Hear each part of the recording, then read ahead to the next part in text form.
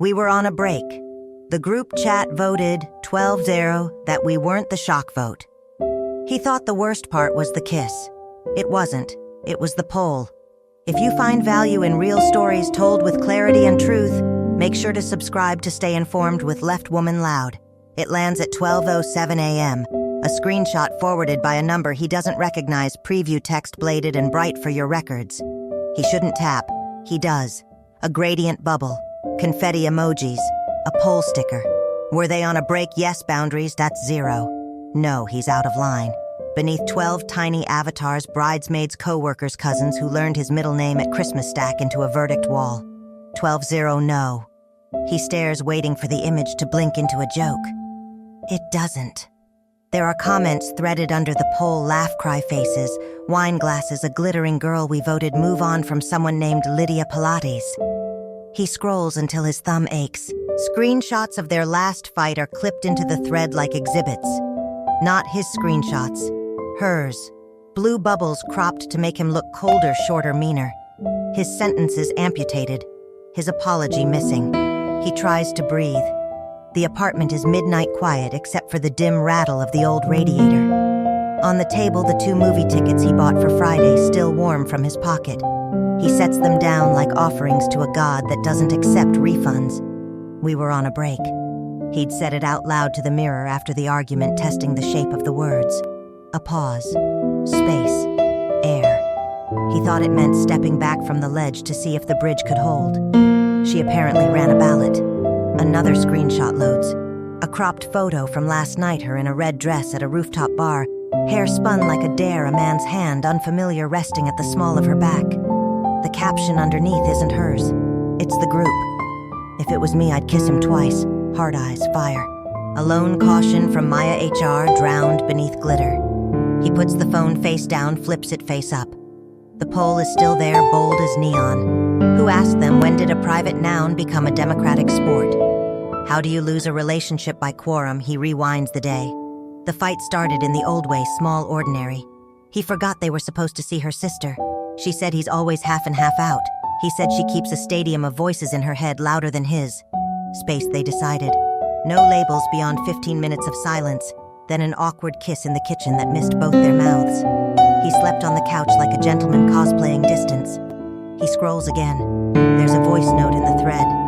He listens through the phone's quiet speaker, his ear bent as if proximity will change words already spoken. Her voice softer than it's been with him in weeks. We're on a pause, I think, I don't know. He said space. He didn't say free for all. Someone replies with a drumroll sticker. Lydia Pilates, again poll time. The anger comes late, almost politely. When it arrives, it brings guests humiliation, nausea, a loneliness shaped like an empty chair at a table set for 2. He imagines them circling his relationship with clipboards ticking boxes labeled intent, technicality, vibe. He wants to tell them love isn't a municipal meeting. It's 2 people in a room deciding how to hurt each other less.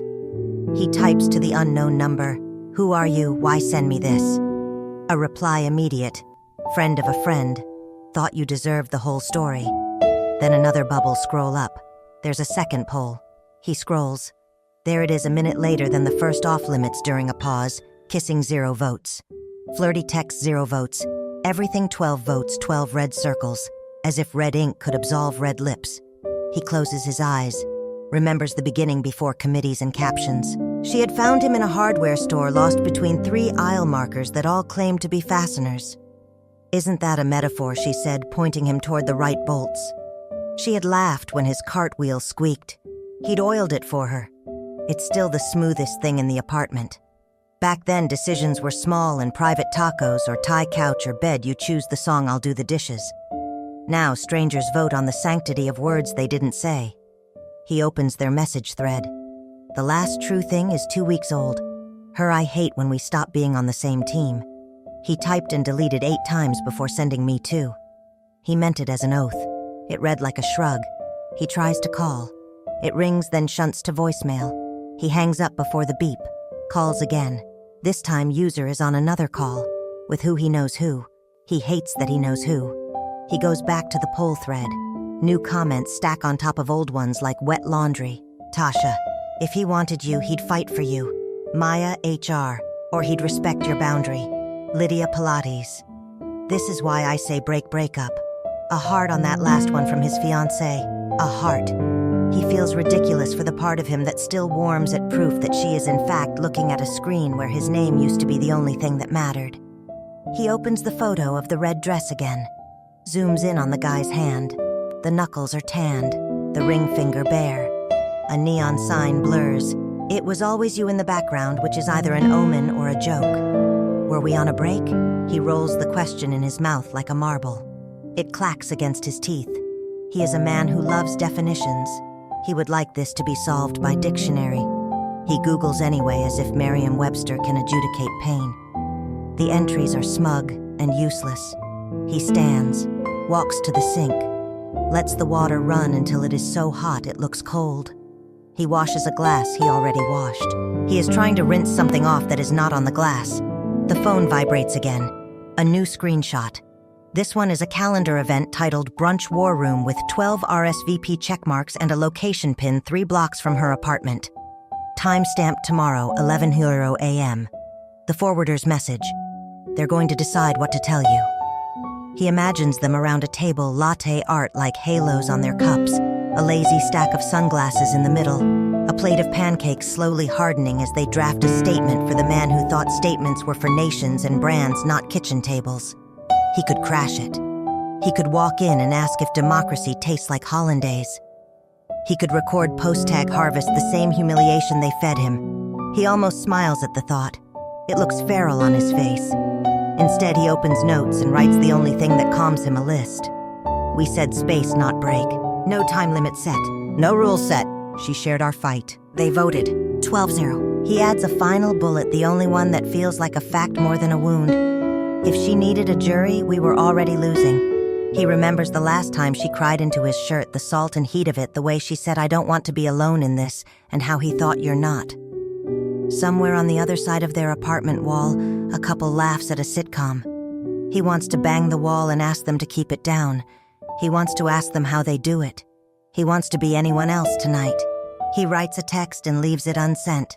Did you want the vote to go the other way or just to have one? His phone lights up again, this time her name. A message simple as if the world isn't burning. Can we talk tomorrow? Noon is brunch. Noon is the tribunal. He stares until the typing dots appear, disappear, return. Her, I'm with the girls. We're just figuring out language. Language. He thinks of the fight that birthed this night, how every word they used then arrived late and left early. He thinks of vows standing in a closet, pressed and ready, speechless. He replies, sure. Noon. Your place. A thumbs up bubbles back. It feels like a stamped passport to a country where people don't survive. He pockets his phone, puts on the jacket that still smells like her shampoo, and pulls the door open for air that is too cold for April. The hallway fluorescents tremble. He stands between elevators, between floors, between decisions. Back inside, the pole still sits like a billboard in his palm. 12-0. You were not on a break. He swipes away from it and opens their earliest thread instead, the first time she texted him after the hardware store fasteners guy. Dinner. He'd replied with a photo of a bolt in his hand, and only if we're screw tight. She sent back a groan emoji and a heart.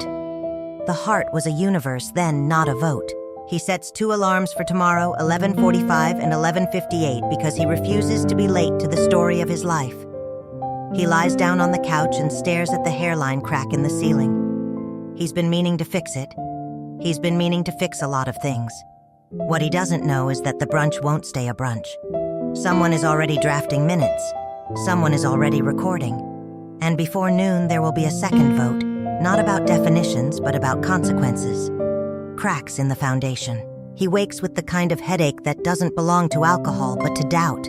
The alarms scream at 11:45 and 11:58, just as planned. But he's already been awake for hours, replaying not the fight itself, but the days leading up to it. Because the fight wasn't an explosion. It was a leak. And leaks don't start when the ceiling caves, they start when you stop noticing the drip. Flashback. The week before, 7 days earlier, the cracks were already visible. It started with a text she never meant for him. Her, can we just get through tonight without him sulking? The message arrived while she was in the bathroom. She grabbed her phone back too quickly. Eyes wide, a smile plastered on like tape over a broken vase. Wrong chat, she said, but the damage was already done. Later that night at her sister's dinner, he caught them, the group chat girls, looking at him the way you look at someone you've already voted off the island. The argument. The final fight wasn't cinematic. No plates smashed, no storming out. It was quieter, sharper. She accused him of being half in, half out. He accused her of treating their relationship like a performance for her friends. Sometimes, she said, voice trembling, I feel like I'm dating your absence. He wanted to tell her absence was just another way of working toward presence, that he stayed late at the office so he could give her more than rent and ramen. But the words came out twisted. Maybe you should try dating me instead of narrating me to them. That's when she said it. We need space. 2 words that sounded merciful in the moment. 2 words that a week later became the courtroom exhibit for 12 jurors with iPhones. His interpretation: for him, space meant silence, no contact, no other people, just breathing room. For her, it meant something softer, looser, like pausing a movie, not ending it. Still together, but with a permission slip for ambiguity. And ambiguity, he now realized, is where betrayal lives. The paranoia.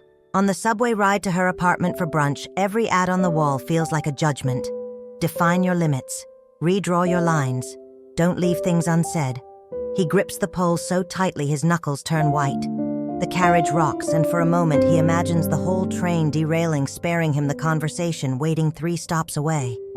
His phone buzzes. A new screenshot from the anonymous number. Unknown warm-up round. It's another poll time-stamped after midnight. Should she tell him yes too? No 10-10 red circles. 10 strangers choosing his ignorance for him. Cliffhanger. He exits the subway, heart hammering. Her building looms ahead, windows flashing with late morning sun. He can already hear laughter inside her friends' lattes, steaming voices raised. He checks the screenshot again. 12 votes, 12 voices, 12 strangers holding the gavel on his life. And as he reaches for the buzzer, one thought guts him. What if the decision's already been made before he even walks in the night out? The bar wasn't even her idea. It was Lydia's. It was always Lydia's. Come out, forget him, live a little, the texts read, dotted with champagne flutes and devil emojis.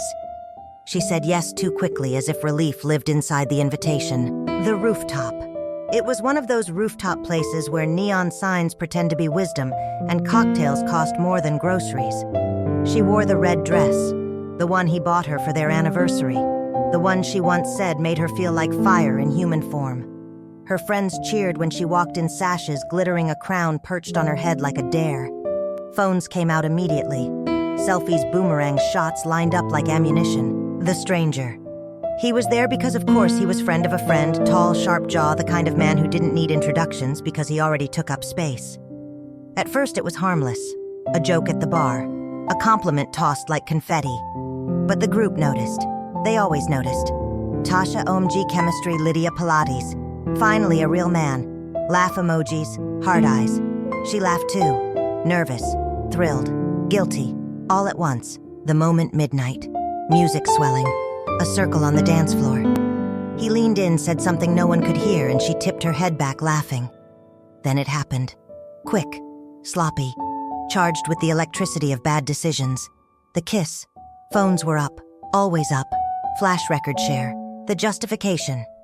Later, outside on the balcony, she texted him, her "don't wait up. Love you more than cake." The same message she'd always send. Routine. Comforting. As if nothing had shifted. Inside the group, chat buzzed. Paul, was that cheating? Yes. 0, no, 12 votes. 12 red circles. 12 women deciding that a kiss under neon didn't count. Flashback, his trust. That same night, he was at home folding the suit he'd wear to the rehearsal dinner. He thought about her in that red dress and smiled. He trusted her. Trusted them. Trusted the idea that space meant honesty, not spectacle. The irony, of course, was that the verdict had already been cast while he ironed his shirt. The cliffhanger back on the rooftop, someone filmed her wiping her lips, laughing nervously. The caption read, "Breaks are breaks." It was that video weeks later that ended up on his phone. The one forwarded by the stranger. The one that cracked open everything. What he didn't know was that the same man the stranger in the red dress kiss would resurface later, holding the final proof that their pause had never been innocent. The group chat verdict. The smell hit first. Coffee syrup citrus. A Sunday morning that should have felt soft domestic. Instead, it was sharpened by 12 sets of eyes tracking him the moment he pushed open the cafe door. They were already there. A long table cluttered with lattes and half-eaten pancakes. Her in the center crown gone face pale. Her friends flanking her like bodyguards. A jury box in yoga pants. The greeting. "Hey," she said softly. Her voice cracked, but she didn't stand. "Hey," he replied, sliding into the empty chair opposite. Every scrape of the chair leg against the floor sounded like an accusation. No menus came. This wasn't about brunch. The opening statement. Lydia leaned forward, first chin propped on her manicured hand. "Look, we all love you, but let's be clear you weren't on a break." A murmur of agreement rolled through the table. Forks clinked. Phones buzzed with notifications as if the verdict had already been drafted. He swallowed hard. "This is between me and her," he said. But even as the words left his mouth, he knew how weak they sounded. The evidence. Tasha pulled out her phone screen already cued to the rooftop clip. She kissed him, yeah. But breaks aren't breakups. You don't get a hall pass for a fight. The video played. Red dress. Neon lights. The kiss. Her cheeks flushed scarlet as it looped. She whispered, "Stop, please stop." But no one stopped. His defense. He finally snapped. "I said space. That's what we agreed on. Space doesn't mean committee votes. It doesn't mean sharing screenshots. It doesn't mean this." 12 sets of eyes narrowed, some pitying, some hostile. Lydia smirked. "Then maybe you should have defined it better." Her words landed like a gavel. Flashback. His mistake. He remembered the fight again, her voice trembling. "We need space." His reply, "Fine. Nothing more. No rules. No boundaries." He had assumed silence was safe. She had assumed silence was permission. And now 12 strangers were writing the definition retroactively. The bride speaks. Finally, she raised her voice, cutting through the chatter. "Enough. This isn't your decision. It's mine." The table stilled. All eyes turned to her. Tears welled in her eyes as she looked at him. "I messed up, but I didn't stop loving you. Not for a second." The room shifted. The jury leaned back unsatisfied but silenced. The cliffhanger. He stared at her, his heart caught between rage and longing. 12 votes against him. One plea from her. And he realized the hardest question wasn't whether she betrayed him. It was whether he could survive forgiving her. What he didn't know was that one of the women at the table had already sent the rooftop video to someone else, and by nightfall the story would no longer belong to them at all. The confrontation love versus humiliation. The cafe dissolved behind them. She tugged his sleeve, pulled him into the alley beside the building where the hum of traffic drowned the jury's whispers. For a moment it was just them. No polls, no screenshots, no witnesses. Just two people holding the wreckage of what they'd built. Her plea. "I never wanted it to go this far," she said, voice trembling. "It was a kiss. Stupid. Nothing. They made it into something more." He laughed, but it was jagged, humorless. "They voted, remember, 12-0. Apparently even your friends think I'm the idiot here." Tears welled in her eyes. "They don't know us. They don't know what we have." He stared at her. "You gave them our fights. You let them decide what my love was worth. How am I supposed to come back from that?" Flashback. His vulnerability. He remembered the night she first told him she loved him. In his tiny apartment, heat-broken two of them huddled under one blanket.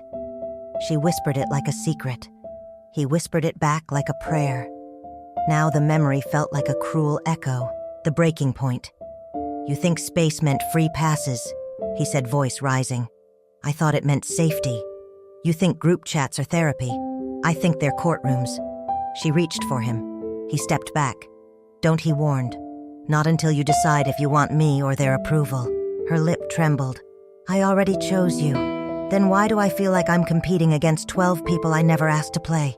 The twist. Her phone buzzed in her hand. She flinched, tried to silence it, but not before he saw the screen. A notification. Not from her friends this time. From an unknown number. The same one that had been sending him screenshots. "Unknown next rounds live. Check your socials." Her face drained of color. He pulled out his own phone, fingers shaking as he opened it. And there it was, the rooftop kiss uploaded, already spiraling across feeds. Hundreds of views in minutes, dozens of comments brutal and gleeful. Their private implosion had just gone public. The cliffhanger. He looked at her, his anger eclipsed by something colder dread. Because this wasn't just betrayal anymore. It was humiliation on display, and neither of them controlled the narrative now. What he didn't know was that the stranger leaking the clips wasn't a stranger at all. It was someone inside the group chat playing both sides. The leak betrayal goes viral. It started on Instagram stories. A shaky clip, 15 seconds, neon lights blurring behind her red dress. The kiss, looped, shared, tagged. By the time he saw it, the caption already carried teeth. Some breaks break deeper. Red dress kiss.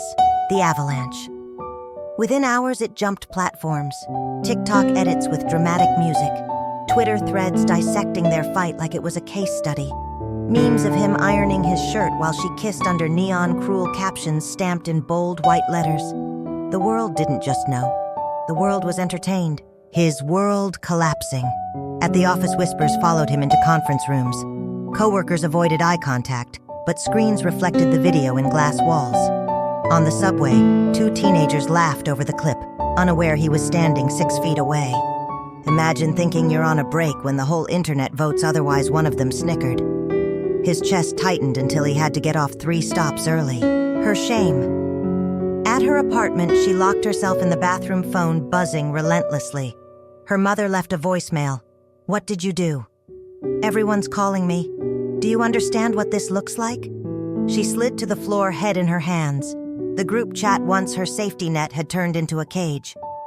Lydia defending her, Maya calling for damage control, the rest torn between gossip and loyalty. But the poll had become the verdict. And now the jury was the internet, the anonymous sender. That night he received another text from the unknown number. Unknown. Funny thing about secrets, once they're online, they belong to everyone. Want the rest attached was a new file. Screenshots of her messages from weeks before the fight. Flirty, suggestive, pre-break. Proof that the kiss wasn't a mistake born of confusion. It was the climax of something that had started long before space was ever mentioned. Flashback. The warning. He remembered one night weeks earlier when she laughed too long at her phone. He asked, "Who's that?" She replied, "Just the girls." Now staring at the screenshots, he realized the girls wasn't the whole truth. It never was. The spiral. He sat at his desk, phone in one hand, head in the other. His relationship wasn't just crumbling, it was collapsing in real time, comment by comment, view by view. And what burned wasn't just betrayal. It was the performance. The fact that strangers were now actors in a story that was supposed to be his life. The cliffhanger. Another notification popped up. Not a DM, a tag. Someone had uploaded the brunch confrontation.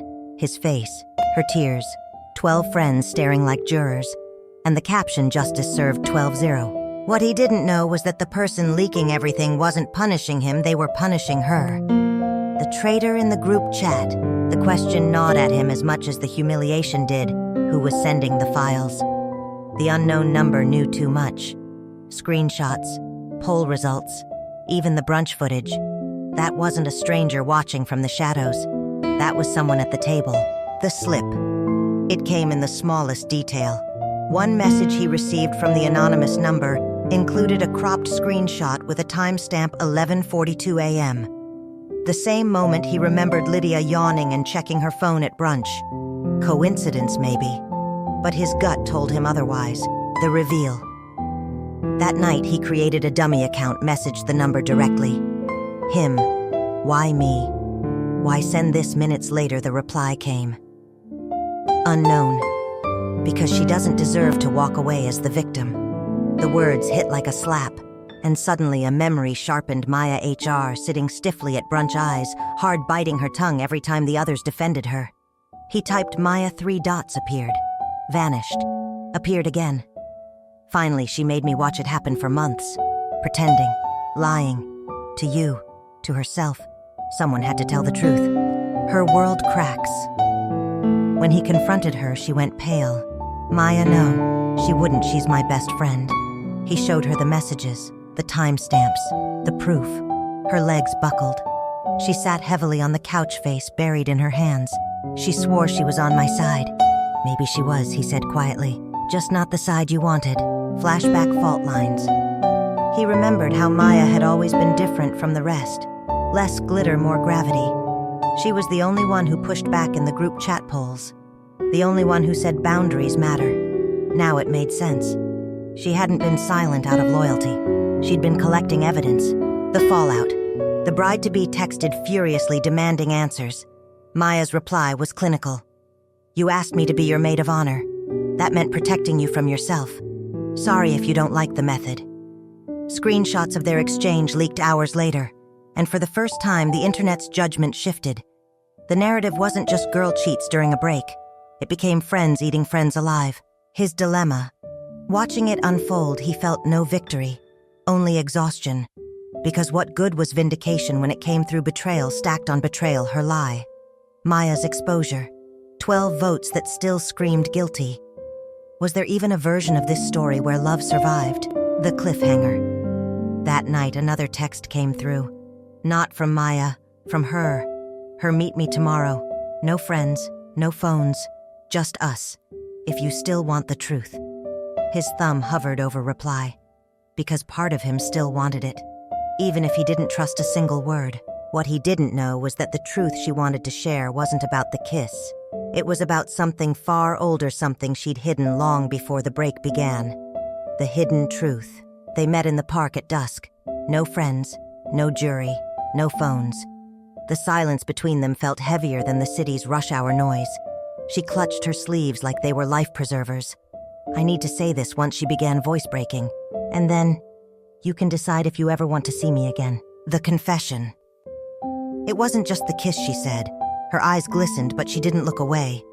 It started before the fight, before the break, months ago. He froze. What started the messages? With him. Her lip trembled.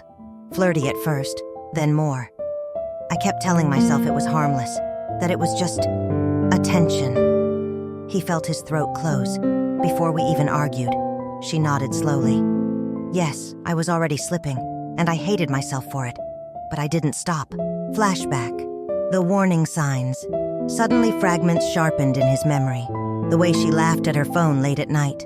The wrong chat message she brushed off. The guarded look when he asked who she was talking to. The clues had been there all along. He just didn't want to believe them. Her rationale. I thought I could manage it, she whispered. Keep them, balance both. But I was lying to myself. She buried her face in her hands. I didn't want to hurt you. I just didn't want to feel invisible anymore. His silence. He stared at her chest, pounding anger tangled with sorrow. Months, not weeks. Months of deception disguised as doubt. And the worst part wasn't the kiss. It was the calculation. The choice to feed two fires and let him choke on the smoke. The fracture. So all that talk about space, he said bitterly, was just you trying to buy time. Tears spilled down her cheeks. I wanted space to choose you again. But the truth is, I'd already broken us before I ever said the word. The honesty stung worse than denial, because it meant the foundation had rotted long before the rooftop kiss. The offer. She stepped closer, desperate. Please, I don't expect forgiveness, but I want to fight for us. Without them, without polls, without anyone but you and me. Her voice cracked into a whisper. You're the only one I ever really wanted. His crossroads. He looked at her, the woman he loved, the woman who'd gutted him with half-truths, the woman now offering a future built on rubble. Every instinct screamed to walk away. But another voice, softer, traitorous, whispered, what if love was meant to survive even this? The cliffhanger. He finally spoke. Tomorrow. Meet me at the pier. No excuses, no group chat. Just the two of us. Her eyes widened. You'll come? I didn't say I'd stay, he replied. But I'll listen. As she nodded, hope flickering in her eyes, he turned away, heart thundering. Because tomorrow wasn't just a meeting. It was Judgment Day, and at the pier he would decide whether to bury their love or try to resurrect it from the ashes. Aftermath and resolution. The final choice at the pier. The pier stretched out into the gray water like a question mark. Waves slapped the wood. Seagulls screamed overhead. It was the same pier where they'd once carved their initials when forever still felt possible. He arrived first, hands buried in his jacket, the USB of screenshots heavy in his pocket. Evidence he no longer needed. The truth already lived in his bones. Her arrival. She came walking fast, hair undone, face stripped of makeup. No armor, just her. "Thank you for coming," she said softly. He nodded but said nothing. The reckoning. She stood a few feet away, eyes fixed on the water. "I know I destroyed us. I know I let too many voices in. I let myself drift. And I don't deserve another chance." Her voice cracked. "But if you asked me right now to walk away from them, from the group, from all of it, I would. Because none of it matters without you." The words hung between them, raw and fragile. His memory. He remembered the poll again. 12 red circles. 12 votes declaring the kiss a betrayal. But he also remembered something else.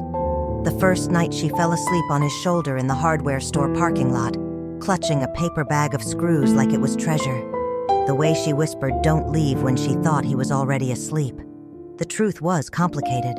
The love wasn't simple, and the pain wasn't binary. The choice. He stepped closer, breath shaking. "I can't forget what you did. I don't know if I'll ever trust you again. But," he swallowed hard, "I don't want 12 strangers to be the ones who end us. If we end, it's because we decided it. Not them." Her eyes widened. "You're saying there's still a chance?" He exhaled long and heavy. "There's a chance, but it's the last one." Weeks later, the group chat dissolved. Screenshots leaked had poisoned every bond inside it. She deleted the app entirely. He and she started over quietly. No grand declarations, no polls.